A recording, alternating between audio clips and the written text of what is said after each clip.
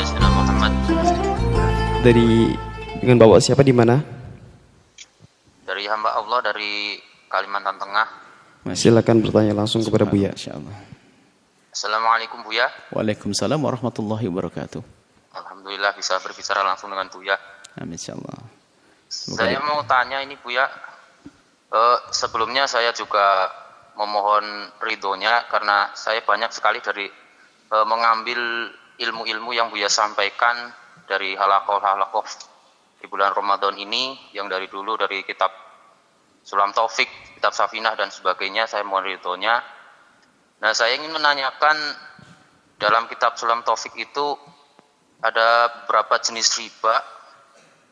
Mohon penjelasannya Buya dari Ada riba apa? itu, dari jenis-jenis riba itu apa saja dan bagaimana cara menerapkannya dalam kehidupan sehari-hari. Terkadang kita ingin bertransaksi agar kita bersih dari riba, tapi kadang lawan transaksi kita kadang orang yang belum mengerti. Nah, itu bagaimana caranya kita menerapkannya gitu Buya. Masya Allah. Riba, Kemudian, riba. Baik, baik. Ya, itu saja Buya. Terima kasih atas jawabannya. Baik, Masya Allah. Assalamualaikum warahmatullahi wabarakatuh. Waalaikumsalam warahmatullahi wabarakatuh. Masya Allah, terima kasih dari jauh, dari Kalimantan Timur ya. Semoga Allah memberikan segala kebaikan kepada Anda dan memberikan kepada ilmu yang Anda ilmu yang bermanfaat, dan diizinkan, tapi syaratnya doakan saya, mintakan ampun kepada Allah kepada saya, nanti saya izinkan untuk mengambil ilmu-ilmu tersebut. Semoga sambung hati antara kita di dunia dan di akhirat. Baik, adapun masalah riba, memang disebutkan diantaranya adalah yang menghalalkan riba itu keluar dari iman, sebab-sebab kemurtatan kalau tidak salah atau apa itu ada. Karena kitab Sulam Taufik itu indah, muqaddimahnya itu adalah ringkasan dari Al-I'lam ya, biqawatil Islamnya Ibnu Hajar Al-Haytami tentang bagaimana kita mengetahui kemurtatan. Kalau tidak salah diantaranya adalah riba, harus meyakini riba itu adalah haram, yang menghalalkan riba keluar dari iman. Cuman rinciannya ini perlu ilmu khusus. Riba ada bermacam-macam. Ada riba gharat, riba utang piutang, yang selama ini masyhur di dunia perbankan adalah meminjamkan kemudian kembalinya lebih, itu riba gharat. Riba gharat. Ini sudah jelas ini riba gharat. Ternyata riba gini, Anda meminjamkan atau saya pinjam kepada Anda 100.000, saya kembalikan menjadi 101.000. Maka ada riba di dalamnya dan haram dan dosa besar. Dan ternyata riba tidak hanya riba gharat saja. Di sana ada riba fadl, ada riba nasi'ah, ada riba yad. Jadi riba menjadi 4. Ini adalah urusannya dalam transaksi amwal ribawiyah. Emas dengan emas, emas dengan perak, naqdain. Termasuk dimasukkan ke dalam wilayah emas adalah uang, emas, perak, satu grup. Makanan dengan jenis yang bermacam-macam, maka yang masuk dalam satu jenis, satu grup. Beras ini, beras itu satu jenis. Baik. Maka riba fadl itu dosa besar, jangan dilanggar. Makanya riba itu tidak harus selalu ada yang dirugikan. Riba tidak harus ada yang dirugikan. Yang jelas riba itu melanggar. Saya nggak rugi, saya rela, bukan urusan dirimu rela. Sekarang banyak orang rela masuk neraka kok. Bukan ukurannya ukuran manusia, ukurannya syariat. Kalau riba fadl itu Anda menjual emas 1 gram, dengan emas 1 gram ada tambahannya. Uang, beras, pijet. Pokoknya ada kelebihannya. Fadl. Atau emas 1 gram Anda tukar dengan emas 1,1 gram. Jadi Anda jual beli emas dengan emas ada kelebihannya. Tapi kalau emas dengan perak bebas. Harus beda dong. Masa emas 1 gram dengan perak 1 gram nggak nyambung. Dalam hal ini dimasukkan rupiah. Kalau Anda di bulan menjelang hari raya ini Anda menukar uang 100.000 dengan 90.000. Ada riba fadl di sini, nggak boleh. Menukar di sini maknanya transaksi, seperti jual beli. Jadi nggak boleh menukar uang, karena kita pengen uang receh mau dibagi-bagi 100.000. Ada orang menjualnya isinya 90.000. Dia motong 10.000, haram. Akal halal bagaimana? Ya jual jasa saja. Ini uang 100.000, Anda beri saya 100.000, jasanya saja mana? Jasa. Bilang begitu, jangan langsung motong begitu menjadi tukaran 90.000 jadi 100.000, riba fadl. Kemudian ada namanya riba yad. Riba yad itu adalah riba fadl juga dalam dunia makanan. Beras 1 kilo, beras bagus 1 kilo, dijual, ditukar dengan beras kurang bagus 1,5 kilo. Secara hitung-hitungan tidak dirugikan. Yang punya beras 1,5 kilo menginginkan beras yang baik.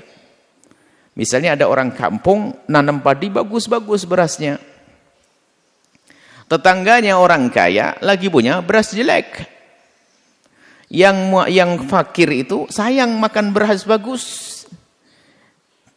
Ngomong sama tetangga, Pak, kamu punya beras? Oh ada, tapi nggak bagus amat. Tuker aja doh, yuk. Berapa hitungannya? 1 kilo milik saya, 1 kilo milik bapak. Berasmu apa? Beras bagus. Jadi 1 kilo ditukar 2 kilo. Riba fadl. Nggak sah. Tapi gimana caranya? Saya kan pengen makan beras enak orang kaya ini. Kemudian si fakirnya ngomong, saya pengen makannya itu babar. Babar itu adalah bisa jadi banyak. Bagaimana? Biar awet. Oh gampang. Jual saja beras. Beras bagusmu jual kepada orang kaya. Setelah dia ngasih duit, kau beli saja kepada orang kaya. Nggak ada masalah. Jalan ada kok. Jangan merasa susah-susah aman deh dalam hidup. Kalau sudah syariat, patuhi nanti aman. Itu namanya riba fadl. Ada riba namanya riba yad. Jual beli emas. Emas dengan uang disebut sebagai sama-sama naqd. Jika ada pertanyaan kemarin yang mempermasalahkan, sudah dijelaskan. Sama-sama naqd. Artinya, kalau emas dengan emas, emas dengan perak, emas dengan uang itu, dalam bertransaksi tidak boleh kredit, tidak boleh ada yang tertunda. Artinya, di samping akadnya adalah kontan dan serah terimanya harus. Saya memberikan uang, Anda memberikan emas Anda. Kalau ada yang tertunda, maka riba yad. Yadnya, tangannya nggak saling menyerahkan, itu menjadi riba. Padahal nggak ada yang dirugikan. Tapi urusannya patuh kepada syariat. Contoh, Anda orang kaya, lagi jalan-jalan ke pasar. Sudah kenal dengan penjual emas, lewat, ada model emas bagus buat istri Anda. Wah, ini bagus buat istri saya. Akhirnya ngomong, Pak, saya beli ini. Oh, nggak apa-apa, Pak. Duitnya besok ya. Oh, Pak, tenang. Oh, sudah saling kenal kok. Diambil itu emas. Baru bayarnya besok. Riba yad, karena serah terimanya tidak langsung.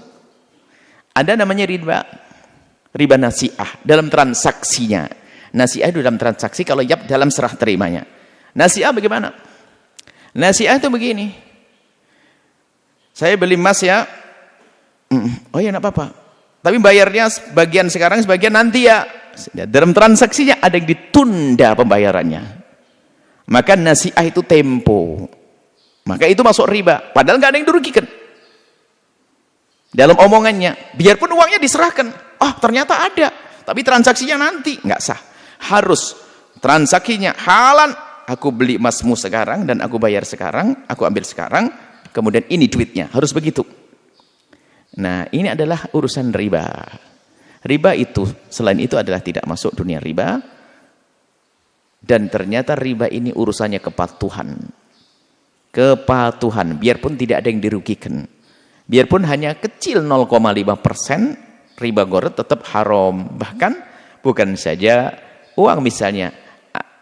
Aku meminjamkan uang kepada Anda. Saya minjamkan uang kepada Anda 100.000. Kembalikan 100.000 plus pijit. Pijitnya riba kok. Melanggar Allah. Pijit kan ada nilainya. 20.000, 30.000 kan begitu. Jadi seperti itu ya. Kul gardin jara naf'an fa riba. Jadi riba ada 4 tadi. Semoga Allah menjauhkan kita dari riba. Memberi kepatuhan kepada riba. Ada rinciannya nanti lebih lagi ada. Ini gambarnya. Kalau dilihat salam taufik memang tidak dirinci itu. Hanya beberapa hal yang harus kita itu patuh kepada syariat. Riba adalah haram. Yang menghalalkan riba keluar dari iman. Kayak orang di luar Islam waktu itu mengatakan innamal bai'u mithlur riba. Jual beli itu kayak riba. Apa sih bedanya? Kok riba jadi haram? Kan jual beli cari untung, riba cari untung. Kenapa dibeda-bedakan? Makanya mempermasalahkan urusan riba ini kayak orang tadi itu. Orang Yahudi yang mengingkari itu. Innamal bai'u mithlur riba. Umat Islam tuh aneh. Jual beli kan kayak riba. Boleh jual beli, riba nggak boleh. Riba kan cari untung. Jual beli cari untung lah ini. Kalau ada orang mempermasalahkan riba-riba begini, khawatir dia golongan orang semacam itu. Sudah patuhi selagi dikatakan oleh syariat haram, jangan. Ya sudah, termasuk kredit emas. Enggak mendesak, enggak mati orang enggak kredit emas. Maka jangan dipaksa dengan kredit emas. Sudah selesai. Kredit emas kan berarti pembayarannya nanti, emasnya diambil duluan. Tapi saya pengen nabung dulu, transaksinya nanti. Boleh saya nabung, kalau sudah ketemu duit beli emas baru, transaksinya nanti. Pertama nabung, belum transaksi, bukan kredit. Bayar dulu, bukan bayar, ngumpulin duit dulu. Ada cara, bentuknya mirip. Akadnya saya yang dirubah. Saya bayar dulu, bukan membeli. Barangnya kok Pak? Saya titipkan. Bisa diatur. Emasnya dititipkan ke saya nabung dulu. Kalau sudah cukup nanti baru kita membuat transaksi saat itu. Nanti. Bisa kok caranya. Sebetulnya makanya ini ujian. Ujian bagi ahli iman khususnya. Kalau nggak patuh ya bahaya urusan keimanan. Jadi kadang riba nggak ada yang dirugikan, nggak ada. Ini saja, semoga Allah menjadikan kita hamba yang patuh kepada syariat. Dijauhkan dari riba dengan bermacam-macam riba. Wallahu a'lam bishawab.